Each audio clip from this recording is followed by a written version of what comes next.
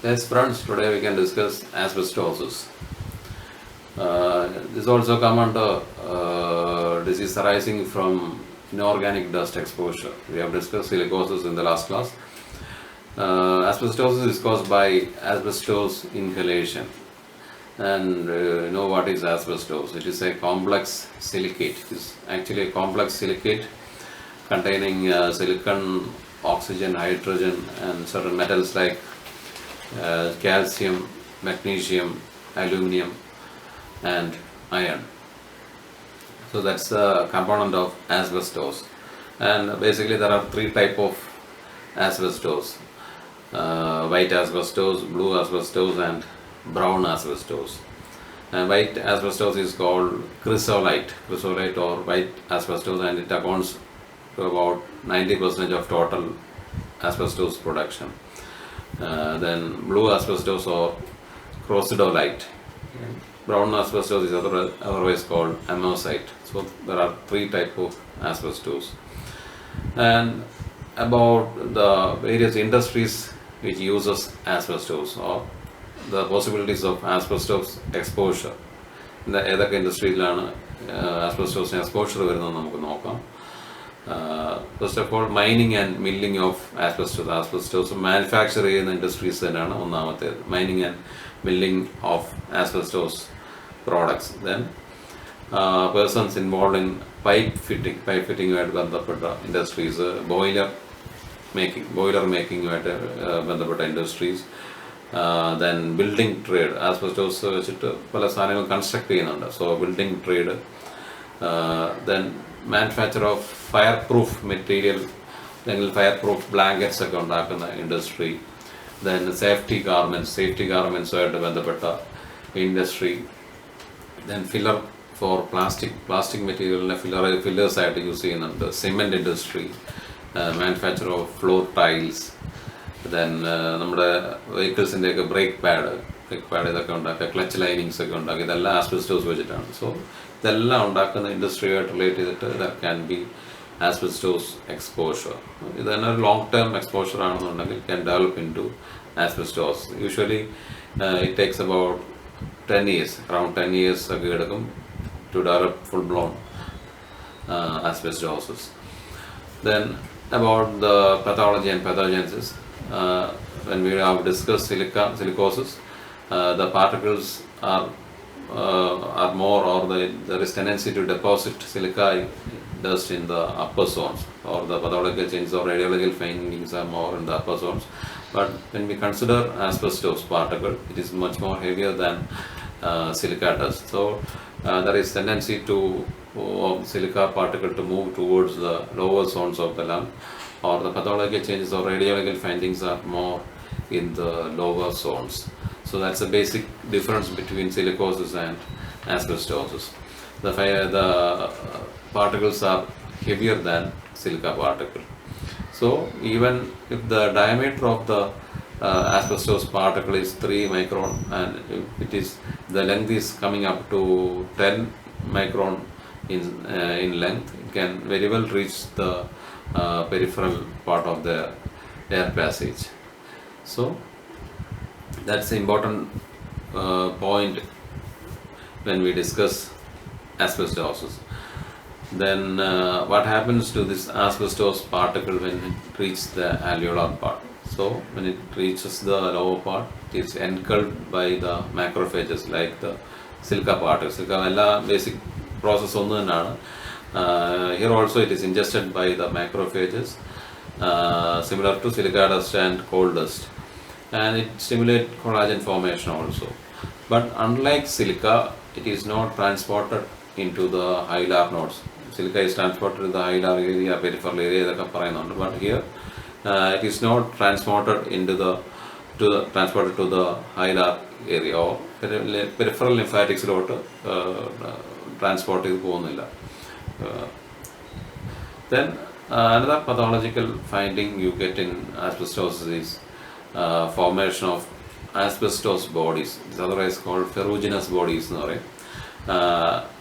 Here the asbestos fibers are coated by a proteinaceous material and also with ferritin granules. That is asbestos, that is called two other called asbestos bodies or ferruginous bodies. It is diagnostic. These ferruginous bodies are present in the saliva. You can identify ferruginous bodies or asbestos bodies in the saliva. That's an important pathological finding you get in asbestosis.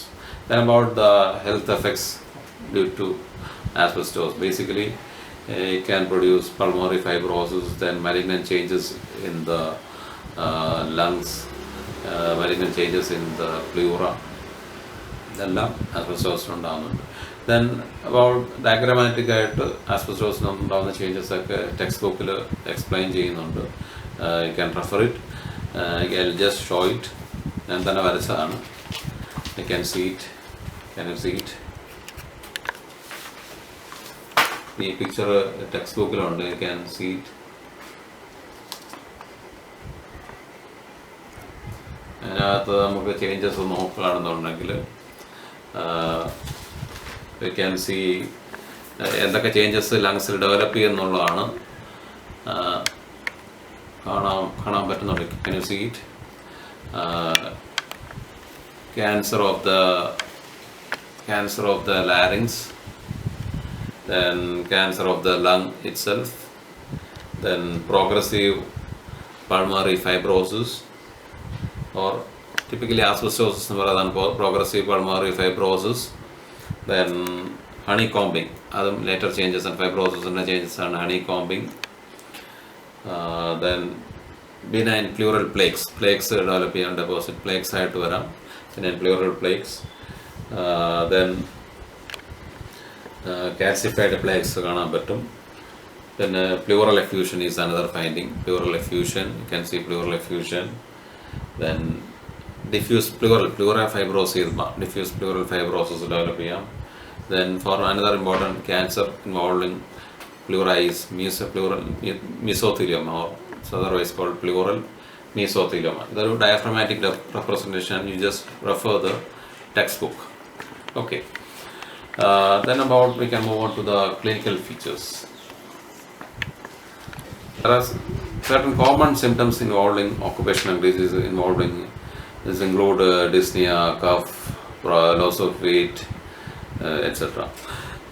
Here also the symptoms start with increasing dyspnea. എല്ലാം slowly progressing symptoms ആണ്. Gradually ഇപ്പം 10 years or 15 years or 20 years കൊണ്ട് develop ചെയ്യുന്ന diseases ആണ്. So symptoms അങ്ങനെ തന്നെ ആയിരിക്കും. പതുക്കെ സ്റ്റാർട്ട് ചെയ്തിട്ട് അതിൻ്റെ ഇൻറ്റൻസിറ്റി കൂടി വരികയാണ് യൂഷ്വലി ചെയ്യുന്നത്. പ്രോഗ്രസീവ് ആണ് യൂഷ്വലി ഡിസീസസ് ഒക്കെ എന്ന് വെച്ചാൽ എക്സ്പോഷർ വന്നുകൊണ്ടേയിരിക്കുകയാണ്. ആൾക്കാർ ഓക്കുപേഷൻ നിർത്താത്ത കാരണം എക്സ്പോഷർ വന്നുകൊണ്ടേയിരിക്കുന്നു. സോ സിംറ്റംസും പ്രോഗ്രസ് ചെയ്തുകൊണ്ടേയിരിക്കും. So here also the symptoms start with increasing dyspnoea, then cough is there, invariably cough important symptom ആണ്. Then malaise and weight loss is another symptom leading to cyanosis. Clubbing is another important feature you get in asbestosis. Then definitely sputum contain ferruginous bodies. Diagnostic point on the നേരത്തെ പറഞ്ഞു. Sputum contain asbestos bodies or ferruginous bodies. Then restriction of lung parenchyma is there. Impairment of diffusion is there.